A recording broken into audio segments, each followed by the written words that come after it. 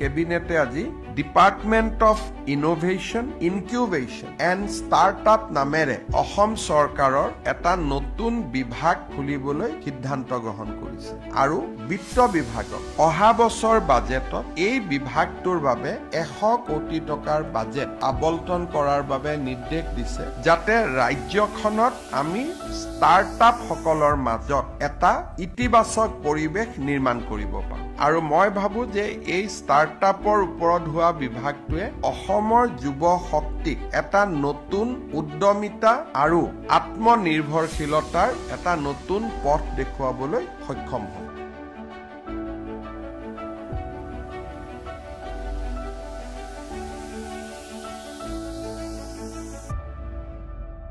যোৱা 26 জানুৱাৰীত ডিব্ৰুগড়ত গণৰাজ্য দিৱসৰ পতাকা উত্তোলন কৰাৰ সময়ত মই দুটা গুৰুত্বপূৰ্ণ ঘোষণা কৰিছিলো। এটা মই কৈছিলো যে আমি অসমত অনতি পলমে department of innovation, department of startup, department of incubation বিশেষকৈ ষ্টাৰ্টআপ সকলৰ কাৰণে এটা সুকীয়া বিভাগ আমি গঠন কৰিম। 26 জানুৱাৰীৰ গণৰাজ্য দিৱসৰ সিদ্ধান্ত অনুসৰি কেবিনেটে আজি department of innovation incubation and startup নামেৰে অসম চৰকাৰৰ এটা নতুন বিভাগ খুলিবলৈ সিদ্ধান্ত গ্ৰহণ কৰিছে আৰু বিত্ত বিভাগক অহা বছৰ বাজেটত এই বিভাগটোৰ বাবে 100 কোটি টকাৰ বাজেট আবণ্টন কৰাৰ বাবে নিৰ্দেশ দিছে যাতে ৰাজ্যখনত আমি ষ্টাৰ্টআপ সকলৰ মাজত এটা ইতিবাচক পৰিৱেশ নিৰ্মাণ কৰিব পাৰোঁ আৰু মই ভাবো যে এই ষ্টাৰ্টআপৰ ওপৰত হোৱা বিভাগটোৱে